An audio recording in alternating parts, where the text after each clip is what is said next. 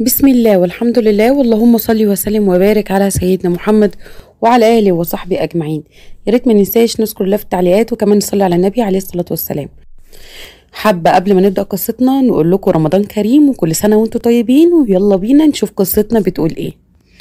في بيت أهل فوزية كانت واقفة وبتزعق بعلو صوتها وبتقول: أبدا، استحالة وافق على الجوازة دي. انت عايزني اتجوز واحد اسمه سقراط؟ ليه؟ من قلة الاسامي ولا من قلة البني ادمين؟ يا سلام يا اختي، اللي يسمعك وانتي بتقولي كده يقول ان اسمك باكينام. يا اختي الحال من بعضه. ولو برضو انا مش هتجوز وحيد امه اللي جابته على 6 بنات ده ابدا.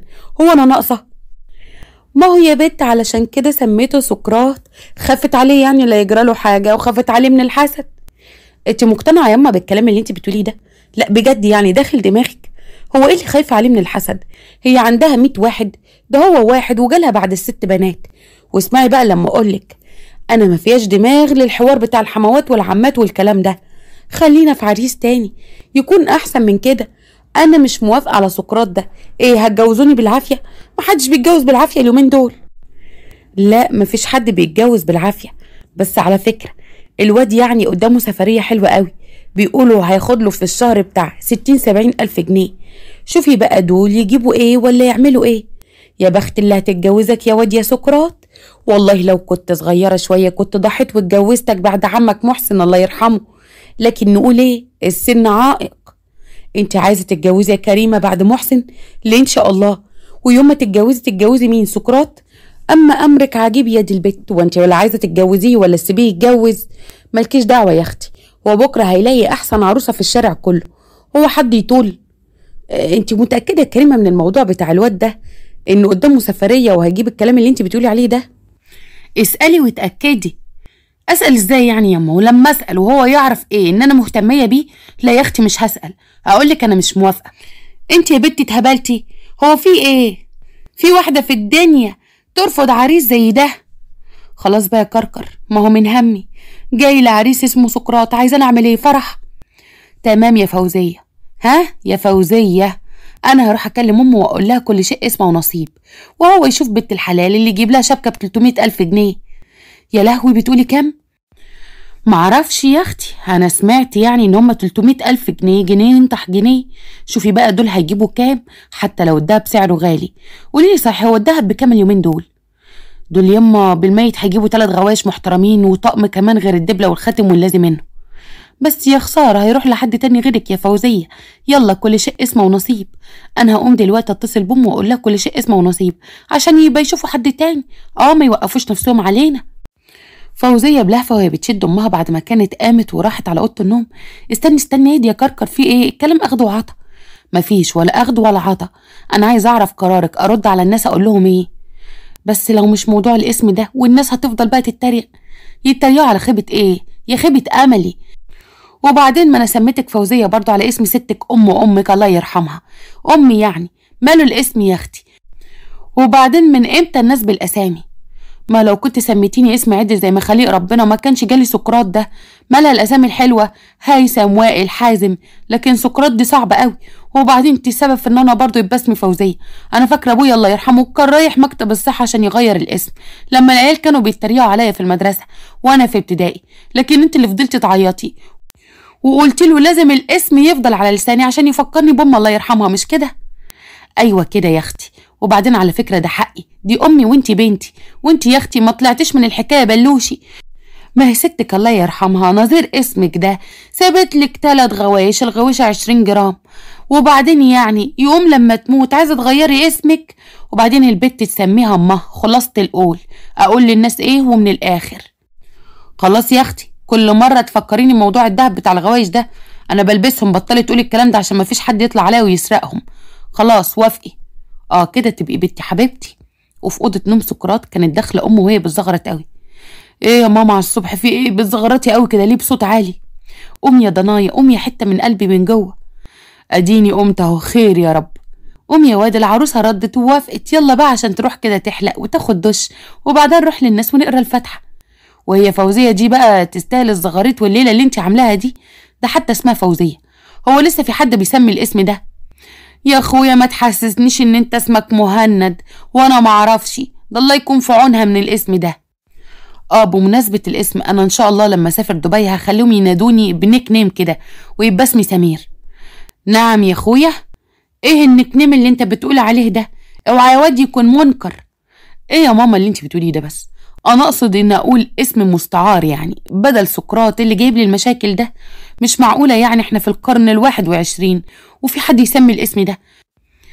ما انا لو كان اسمي حلو كده زي انت ما بتقولي كنت اخدت واحدة اسمها نور، هبة، منى، غادة، الاسامي الحلوة دي. مش جايبالي واحدة اسمها فوزية. وده بقى لما احب ازلحها اقولها ايه؟ يا فوزي ولا يا زوزي ولا يا فيزو؟ ايه فيزو ده؟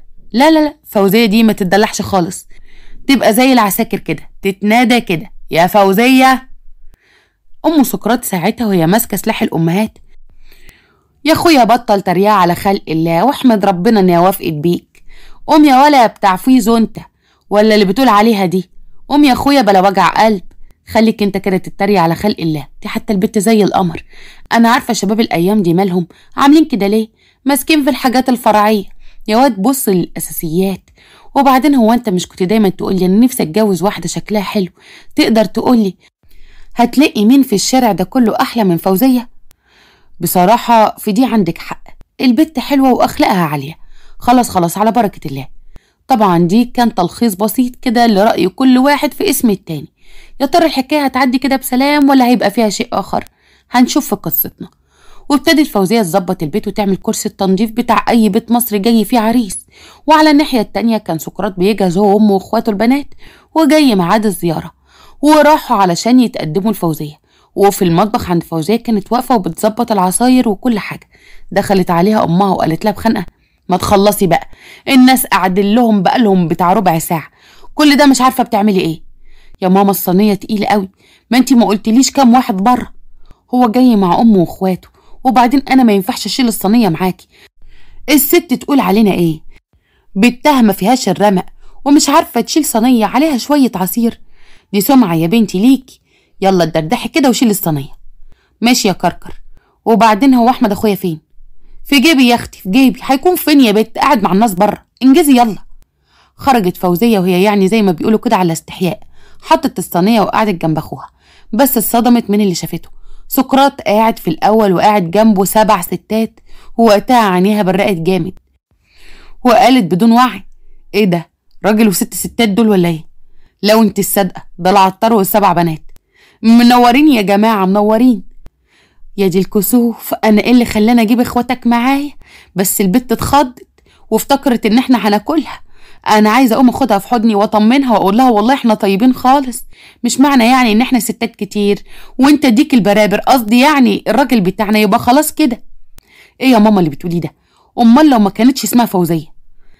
احنا يا استاذ احمد جايين وطالبين ايد اسم النبي حارسها يعني فوزيه، ده لو ما كانش عندكم مانع. هو ماله يا حاج؟ احنا مش هنلاقي احسن من سقراط برضه. كريمه وهي بتزق ابنها في دراعه: طبعا طبعا، واحنا في ديك الساعه احنا يا حبيبتي نجيبها لك لحد البيت، ده كفايه اخلاق سقراط وادبه واحترامه. تسلمي يا رب يا ست الكل، ده من ذوقك والله. طيب طالما في قبول انا شايف يا حبذا نقرا الفاتحه ولا ايه يا جماعه؟ فوزيه بخنقه وهي ماسكه ودن اخوها: قبول وحبذا وهو سقراط؟ ده طالع لي من فيلم شجره الدر طازه، ودي المرار الطافح اللي انا داخله عليه. استني بس شوية لما يكمل الفيلم، قصدي لما يكمل حسين رياض ويطلع يقول أنا ممتن جدا لحضراتكم، عشان تبقى طبلت بلدي، ما انت طول عمرك مرزقة. طيب الكتم بقى، بدل ما أقوم واسيب لكم القعدة دي خالص. الكتم انتوا الاتنين، الكتم انتوا ما بتستروش أبدا. استنوا لما الناس تمشوا وبعدين يبقى تسهروا. هو ايه أصله ده يا أخويا؟ مالهم ماسكين ودم بعض كده ليه؟ هو في ايه بالظبط؟ كريمة وهي ملاحظة إن الناس بدأت تتضايق: يلا بقى يا جماعة نقرا الفاتحة. والغريبة والعجيبة ان اتقرت الفاتحة في اليوم ده، ومش بس كده، تحدد ميعاد الجواز بعدها ب3 شهور، واتجوزت فوزية هي وسقراط. والحقيقة سقراط كان خلاف توقعات فوزية خالص، كان بني ادم طيب وغلبان وما بيحبش المشاكل وبيعاملها بما يرضي الله. بعد 2 شهور من الجواز كان سقراط بيجهز ورقه خلاص عشان يسافر لدبي، لكن هو بيجهز الشنط قربت منه فوزية وقالت له بابتسامة: انا حامل يا سقرتي، انا هعدلك الدلع البايخ اللي انتي قلتيه ده، لكن بجد انتي متأكدة؟ ايوه اتأكدت النهاردة.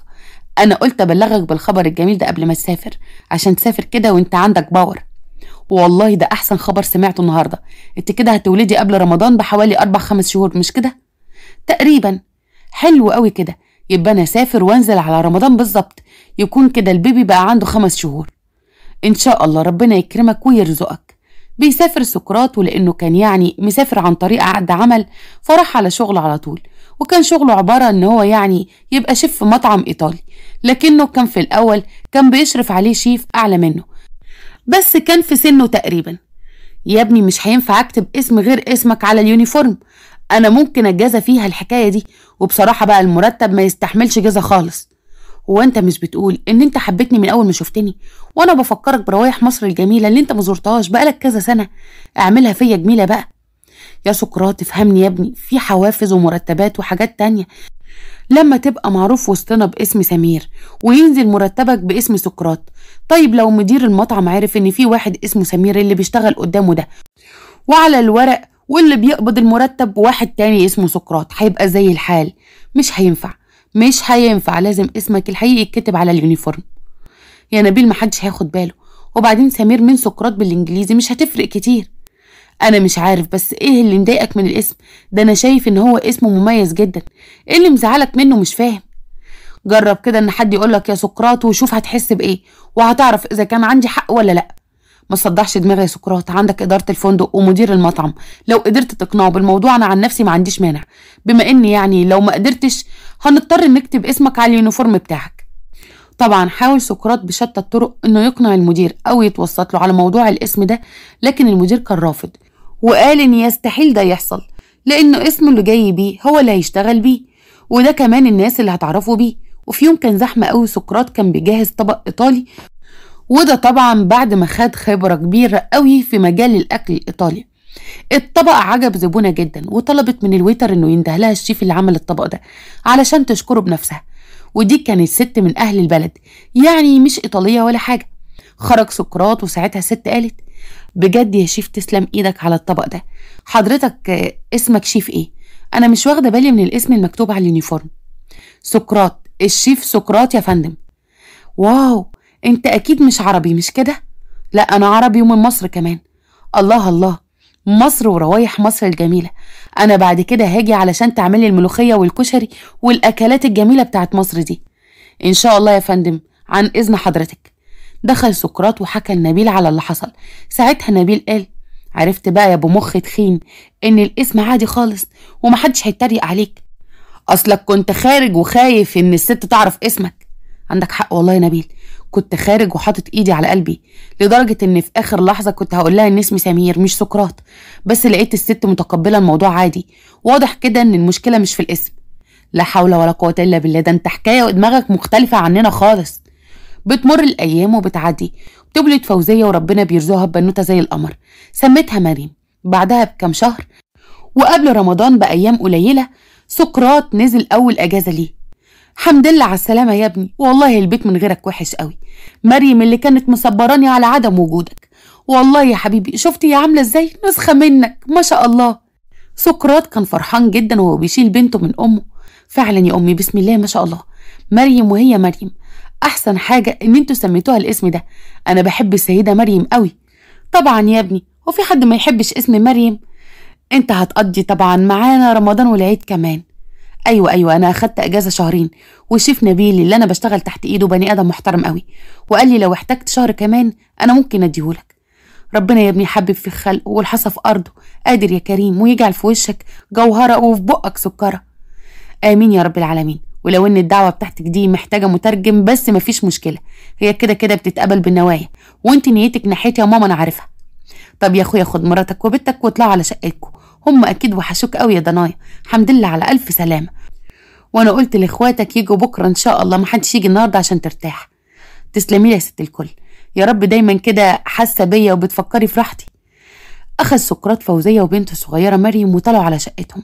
بعد حوالي يومين ابتدت تجهيزات رمضان. عدى اول يوم من رمضان وتاني يوم وتالت يوم، وكانت قاعده فوزيه على الانتريه، بس كانت باين عليها وعلى ملامحها التعب. مالك يا فوزيه انت تعبانه كده ليه؟ وشك اصفر قوي كده ليه؟ ابدا ابدا يا سقراط، ما انت عارف بقى الرضاعه مع الصيام بتعمل كده. عموما انا شويه كده وهقوم عشان ابتدي اجهز في الفطار. لا لا لا، فطار ايه وبتاع ايه؟ اهم حاجه صحتك، اوعي تقولي الكلام ده خالص. ازاي يعني؟ امال هناكل ايه؟ ولا انت ناسي ان مامتك بتفطر معانا؟ تقدر تقولي بقى دماغك فيها ايه؟ يا حبيبتي كل خير، انا بس عشان شايفك تعبانه فقلت اساعدك. ايه رايك انا النهارده اللي اجهز الفطار؟ انت يا سقراط هتقف في المطبخ وتعمل اكل؟ ايوه طبعا، انت ناسيه ان انا شيف هناك ولا ايه؟ لا مش ناسيه، بس انت يا حبيبي شيف في مطعم ايطالي، يعني اخرك شويه جبنه موتزاريلا وشويه مكرونه وكده يعني، والاكل ده ما يمشيش معانا خالص خصوصا في رمضان. لا ما هو المطعم الايطالي ده برضه فيه منيو للاكل المصري بتاعنا، وانا بعمله حلو قوي. ايه رايك تفضلي انت كده بس النهارده مرتاحه، وانا هدخل المطبخ واعمل لك اجدعها سفره ولا الشيف شربيني؟ بجد بجد يا سقراط، ممكن تعمل لي سفره كامله من غير ما تحتاجني خالص، وانا افضل قاعده هنا واقوم على الاكل على طول؟ الله حلو قوي ده. طبعا طبعا يا بنتي، امال انت مفكره ايه؟ انا سقراط على سن ورمح. طب انت عارفه انا دايما الجست هناك بيشكروا في اكلي جدا. ده غرور بقى ولا ثقه؟ سميها زي ما تسميها. المهم انت بقى مريم نامت اهي، خشي نيميها، ولو عايزه تنامي جنبها مفيش مشكله، وانا هصحيكي قبل الاذان بنص ساعه ولا حاجه. لا لا يا حبيبي مش للدرجه دي عشان ما تعبكش، انت بس ممكن تصحيني قبل الاذان بساعه كده، اخلص معاك الحاجات الاخيره والسلطه والحاجات دي، وبعدها نجهز السفره سوا. يا بنتي انا قلتلك هبهرك، خش انت نامي ومالكيش دعوه. دخلت فوزيه تنام وهي متحمسه زيها زي اي ست مصريه. اجمل كلمه بتسمعها هنتغدى بره، او انت معفيه النهارده من الطبيخ. وبالمناسبه دي انا عايزه اقول لكم ان انا النهارده عشان معزومه في رمضان فقدرت ان انا اسجل لكم، انما من اول يوم رمضان ومن قبل رمضان بيومين وانا للاسف ولا عارفه اسجل ولا عارفه اشتغل ولا عارفه اعمل اي حاجه. الوقت ضيق جدا وعايزاكم تعذروني، لكن ان شاء الله هحاول انزل لكم باذن الله ان شاء الله حتى يوم ويوم. دخلت تنام جنب بنتها وهي مبتسمه قوي، ولسه هتروح في النوم لقت اللي واقف على راسها وبيقول لها فوزيه فوزيه. بسم الله الرحمن الرحيم. في ايه يا سقراط؟ واقف كده ليه وبتبص لي كده ليه؟ مش قلت لي خش نامي؟ معقوله يعني الاذان فاضل عليه ربع ساعه؟ ربع ساعه ايه يا وليه؟ انت لحقتي؟ ايه مشتاقه للنوم قوي كده؟ لا انا لسه بقص الشريط. قصدي يعني انا لسه داخل المطبخ بس تهت فيه. هو فين اللحمه؟ اصلا انا عاوز اعمل كفته على الفحم وكمان عاوز اعمل شويه بفتيك. بس انا ما عنديش الحاجات دي، تقدر تشتريها من عند الجزار، رقمه عندك، اتصل بيه وهيجيب لك اللي انت عايزه لحد البيت. ماشي يا حبيبتي، تقدري بقى دلوقتي تنامي. اتصل سقراط على الجزار وطلب منه لحمه مفرومه ولحمه للبفتيك، وبعدها جاله الاوردر على البيت. اخد سقراط وابتدى انه يدق اللحمه، وبعدها وقف في المطبخ وقال يا دي الحوسه، يا ترى فوزيه حاطه الملح والفلفل فين؟ فضل طبعا سقراط يدور على البهارات والتوابل لكن ما لقاهاش. دخل تاني عند فوزيه وقال فوزيه انت بتروحي في النوم على طول كده؟ اني اغرق تحت الماء، اني اغرق اغرق اغرق اغرق. طبعا فوزيه كانت في سابع نومه، تعبانه بقى وبترضع وما صدقت لقت السرير. والله انت غلبانه يا فوزيه على اللي هيحصل فيكي. سقراط قال بصوت عالي فوزيه. ساعتها فوزيه صحت بخضه. بسم الله الرحمن الرحيم. في ايه؟ البيت بيقع ولا ايه؟ لا البيت ما بيقعش ولا حاجه، انا اللي عايز اعرف مكان البهارات فين. نعم يا اخويا، مكان ايه؟ البهارات؟ ايوه انا بقالي شويه عماله الف حوالين نفسي في المطبخ ومش لاقيها، وانت خافياها ولا ايه؟ وهخفيها ليه؟ وبعدين ما كنت انا جهزت الفطار وخلاص، بدل ما انت كل شويه تيجي تصحيني كده. فين اللحمه؟ فين البهارات؟ لا لا ما تقلقيش مش هصحيكي تاني، قولي لي بس فين البهارات وارجعي نامي تاني. فوزيه قالت له على مكان البهارات وراح سقراط فعلا لكن ما لقاهاش. رجع لها تاني. انا مش هعرف انام النهارده. يا اخي حرام عليك، ده انا لما بنام واصحى بالطريقه دي بيفضل الصداع ماسك دماغي واحنا صايمين، يعني مش هعرف اشرب قهوه. انت حد مسلطك عليا يا راجل انت؟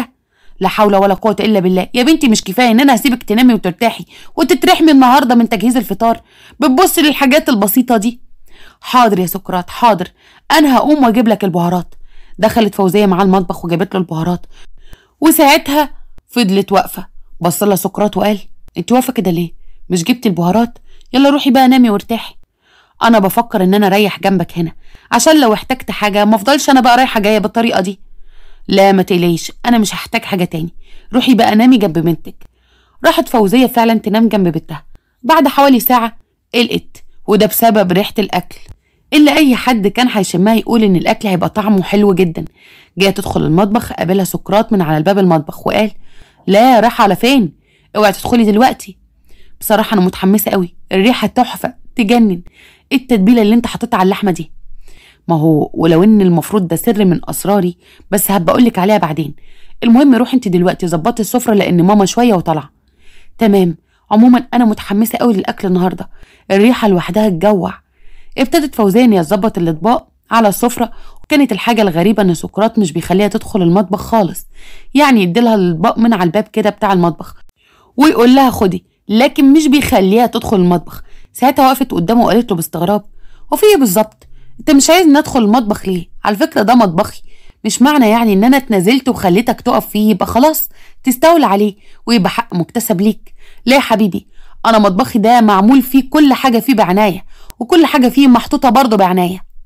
اطلاقا يا قلبي، ايه اللي انت بتقوليه ده؟ انت كده ظنك فيا مش في محله. انا بس مش عايزه اتعبك وبديك الحاجه من على الباب. وبعدين هو احنا هنفضل نتكلم ونسيب الاكل يبرد؟ الاذان قرب يأذن اهو، يلا عشان ماما هتطلع بقى وناكل. المهم انت ارتحتي، اهم حاجه في الدنيا عندي راحتك. ابدا، انت فضلت تقولي فين الفلفل وفين الملح، وانا بقلق من النوم ده ومبعرفش انام تاني، ومحتاجه اشرب كوبايه شاي يمكن قبل الفطار مش بعده، علشان بس الصداع اللي في دماغي عشان يروح. ياه، الصداع هيروح وحاجات تانية هتيجي، استرها معانا يا رب. طبعا سقراط كان بيقول الكلام ده في باله يعني. فوزية قالت باستغراب: هو انت سرحان في ايه؟ مالك النهارده كده مش مظبوط؟ سقراط اللي قلبه غلب مصطنع: يا سلام على الستات، بقى دي كتر خيرك اللي انت بتقوليها لي. عموما يا ستي انا مش سرحان ولا حاجه، انا مركز معاكي. ايه ده الباب بيخبط؟ ماما شكلها جت، يلا عشان نخلص كل حاجه. وعلى السفره كانوا قاعدين وسقراط مظبط كل حاجه، العصاير والمشروبات الجميله الرمضانيه، وسفره تحفه عليها كفته مشويه وبفتيك وكباب، يعني ظبطهم على الاخر. الله، ده انا شم ريحه الشوي من بدري وعمال اقول يا ترى مين اللي بيشوي في الشارع. لما ريقي جري اتاري الشويه عندنا. عفارم عليكي يا مراتبني، نفسك في الاكل تحفه. لا لا يا ماما، مش انا اللي عامله الاكل النهارده، سقراط ربنا يخليه ويحفظه، لان انا يعني تعبانه عشان الرضاعه والصيام وكده، فهو اللي عمل الاكل النهارده. ايوه بس اكيد وقفتي معاه وقلتي له عملت ايه، اصل النفس الحلو ده اكيد نفس حريمي مش نفس رجالي ابدا. نعم، ايه اللي انت بتقوليه ده؟ انا عمري ما شفت كده، في واحده بتيجي على ابنها عشان خاطر مراته؟ وبعدين احب اصحح لك يا امي، احسن شيفات في العالم رجاله مش ستات، يعني المفروض الحاجات اللي هي بتاعتكم الرجاله تفوقت فيها. خلاص خلاص، ما انا مش هخلص منك. عموما تسلم ايدين اللي عمل واللي جاهز السفره كمان واللي ظبط كل حاجه، تسلم ايديكم. خلص الفطار على خير. اول واحده قامت من على الفطار كانت فوزيه، وقالت: هروح بقى اغسل ايديا واتوضى واصلي المغرب، اصل بصراحه الاكل كان حلو قوي لدرجه ان انا هصلي المغرب بعد الفطار. ايه ده، وانت هتخش الحمام دلوقتي؟ ايه ده، في ايه يا واد؟ مالك اتنطرت كده ليه؟ هي مراتك هتخش الحمام ولا هتدخل تولد يا واد؟ انت لو كنت حضرت بقى يوم الولاده كنت روشتنا. طب انا عندي حل كويس، ايه رايك يا فوزيه لو اجيب لك طبق وصابونه واصب عليكي وتتوضي وتغسلي ايدك؟ هو في ايه بالظبط يا سقراط؟ مالك عامل كده ليه؟ ايه الاوفر اللي انت فيه ده يا حبيبي؟ مش معقوله يعني كل ده عشان تريحني؟ راحه على دلع، ولا انت بقى مش زي بقيه الستات اللي بتحب تتدلع؟ قومي يا بنتي قومي، شكل جوزك دخان الشوي يسيح نافوخه. مشيت فوزيه، وساعتها ام سقراط بصت لابنها وقالت له بترقب: هو في ايه يا واد مالك؟ ولسه سقراط بيحكي ساعتها امه قالت: يا لهوي. ويا لهوي دي كانت متزامنه مع يا لهوي تانية جايه من عند فوزيه، واللي كانت خارجه من المطبخ وهي شايطه حرفيا وبتقول بغضب: ايه اللي انت عملته في المطبخ ده؟ ده منظر مطبخ يا نهار مش فايت. انت شيف انت؟ ايه القرف اللي جوه ده؟ مطبخي اللي كان عامل زي مطبخ الاجانب والاتراك، حرام عليك بقى عشان تعمل شوية اكل يحصل في المطبخ كده. ده انت غيرت معالم المطبخ. معالم ايه ده؟ ما بقاش مطبخ ولا ينفع اساسا يتعمل فيه كوباية شاي. اهدي بس يا حبيبتي اهدي وكل حاجة تتحل. هو ايه يا ماما اللي يتحل؟ بقولك المطبخ محتاج افضل اعمل فيه كده يومين 3، صلصة في كل حتة، المفروض المطبخ يبقى لونه اوف وايت، ما تعرفيش بقى لونه احمر على اصفر. ولا المواعين يا ماما، المواعين اللي في كل حتة. مش بس كده، السجادة بتاعت المطبخ اللي كانت ماركة ده انا دافعة فيها الشيء الفلاني، مش قادرة اقولك شكلها بقى عامل ازاي، نير دي ربنا. اهو انت كده يا ستات الزمن ده بتبص لنص الكوبايه الفاضي. طب ما بصيتيش ليه لنص الكوبايه المليان؟ ان انا سبتك تنامي براحتك وانا عملت كل حاجه. يا سلام عليكم. لا كتر خيرك فعلا، مفيش راجل بيساعد مراته ابدا. اعمل حسابك بقى المطبخ ده زي ما بهدلته تعمله. لا انا اطبخ لكن انضف وغسيل مواعين والكلام ده ما عطلكيش. تمام، وانا كمان ما عطلكش وسايبه لك بقى البيت يضرب يقلب فوق دماغك. اهدي بس يا بنتي، الكلام اخد وعطا. مفيش ولا اخد ولا عطا. المفروض اللي يعمل الاكل ده ما بيخليش حواليه كوبايه مش نظيفه، لكن ده الصيني كله مش نظيف والمواعين بتاعتي كلها مش نظيفه. انا عايزه افهم ايه اللي طلع الجرانيت اللي فوق. انت عامل كله مشويات، يعني طبق هتتبل فيه وطبق هتطلع فيه اللي انت شويته. تقدر تقولي ايه كميه المواعين اللي جوه دي جت منين؟ اصلا انا بصراحه ما بطيقش اشوف حاجه قدامي مش نظيفه، فيعني كنت بنقل اللحمه من طبق لطبق لما احس ان الطبق مش نظيف. يا اختي، الطم ولا اجيب جزمتين الطم بيهم على وشي عشان يبلطني بجد؟ وطالما انت كده يا اخويا ساب المطبخ عامل كده ليه؟ ولا هو فين المطبخ اصلا من وسط المواعين اللي انت حاططها؟ يا جماعه يا جماعه خلاص يا حبيبتي، يلا ايدي بايدك وهنعمل المطبخ.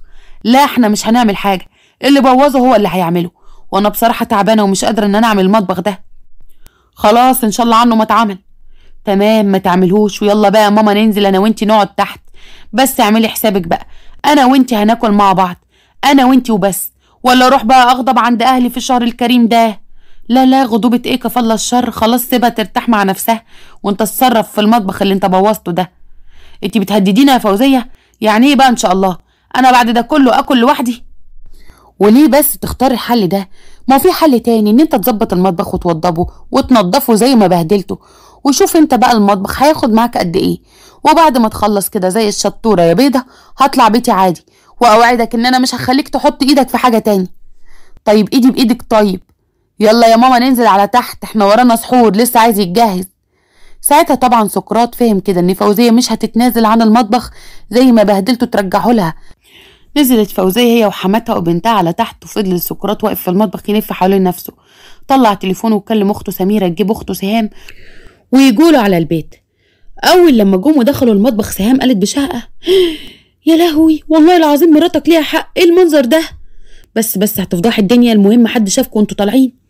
وطالما انت جبان قوي كده ما عملتوش لوحدك ليه؟ ما تقلقش محدش شافنا. طب يلا عشان نخلص المطبخ ده في اقل وقت. يا عيني عليك يا مرات اخويا، ده انا كنت بدخل مطبخك بنبهر من نظافته وحلاوته، جه اليوم اللي يحصل في كده. صحيح اللي يعيش يا ما يشوف.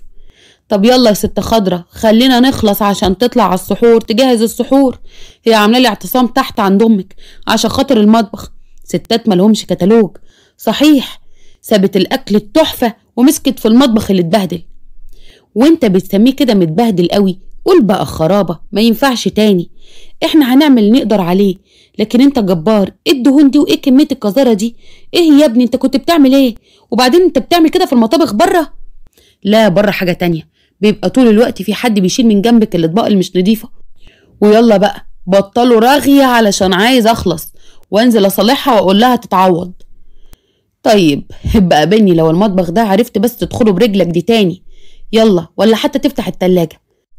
وفي شقة ام سقراط كانت بتضحك قوي هي وفوزية. يا بنتي مش قادرة بطني وجعتني. اسكتي، ده انا لقيت المطبخ زي ما يكون خير اللهم اجعله خير كابوس. لا كابوس ايه ده، الكابوس ممكن يصحى منه، دي كانت فجعة كارثة يا ساتر يا رب. معرفش ابنك ده عمل ايه في المطبخ، شال مطبخ الجميل الحلو ده وجاب واحد تاني خالص وانا معرفوش. اهو زمانه عمال بيدعك ويغسل في المواعين فوق لما ايده هتنشف يا عين امه. احسن عشان يبطل يبهدل الدنيا بالطريقه دي. قال يريحني، قال ده اللي بيقولوا عليها الراحه اللي مش راجعه تاني دي ولا ايه؟ خلص سقراط وسهام وسميره المطبخ في 4 ساعات، كان العمل فيه على قدم وساق زي ما بيقولوا. بعد لما خلصوا قعدوا في الانتريه، وساعتها سهام قالت بتعب: يا هاني مش قادره، كل حته في جسمي بتقول للتانيه ما تتكيش يا اختي انا مش قادره. ومين سمعك يا سهام؟ منك لله يا سقراط يا اخويا، حد يعمل اللي انت عملته ده؟ بس انت وهي يلا ارجعوا على بيوتكم، واوعوا حد يجيب سيره ان انتوا نضفتوا معايا. وانت ما عندكش دم؟ هتسيبنا نمشي؟ طب حتى اكلنا لقمه. لا خدوا حقكم ناشف، يلا فلوس ايه هاتوا بيها اللي انتوا عاوزينه، ويلا بقى انزلوا عشان انزل اصالح مراتي. سرب سقراط اخواته البنات وبعدها جاب مراته وعدى حوالي اسبوع كان سقراط ممنوع فيه منعا باتا من دخول المطبخ حتى، ولو عايز يشرب كوبايه ميه هي بتطلعها له بره، وده طبعا بعد اللي عمله. وجه اليوم اللي المفروض يعزم اخواته فيه، وهم قاعدين على السفره سقراط قال انا هدخل اجيب عصير عشان العصير خلص. لا عنك انت، انا هدخل واجيب العصير. سميرة اللي قالت بدون وعي وبطيبة زيادة وانت لسه من يوم ما نضفنا المطبخ وانت. قاطعها سقراط في الكلام وقال منك لله يا شيخة فضحتينا. والله قولي يا سميرة قولي، وبعدين نون الجماعة دي عايدة على مين؟ مين اللي كان معاكي وانت بتنضفي المطبخ لاخوكي؟ لا اصل هو الموضوع يعني الكتم بقى الكتمي، خلاص كل شيء اتكشف وبان. رمضان دايما الشهر اللي بيتجمع فيه كل حاجة حلوة، الحبايب والقرايب واللمة الجميلة. يا رب دايما ما تتحرموا من لمتكم ولا من عزوتكم ولا من فرحتكم، ودايما متجمعين في الخير. ويا رب تكون حكايتنا عجبتكم، ونشوفكم ان شاء الله في قصة جديدة. والسلام عليكم ورحمة الله وبركاته. لو وصلتوا معايا لنهاية القصة يا ريت ما تنسوش تحطوا لنا لايك للقصة وتشتركوا في القناة وتفعلوا الجرس على زر الكل علشان يوصلكوا كل جديد. اشوفكم على خير في قصة جديدة، ورمضان كريم وسلام.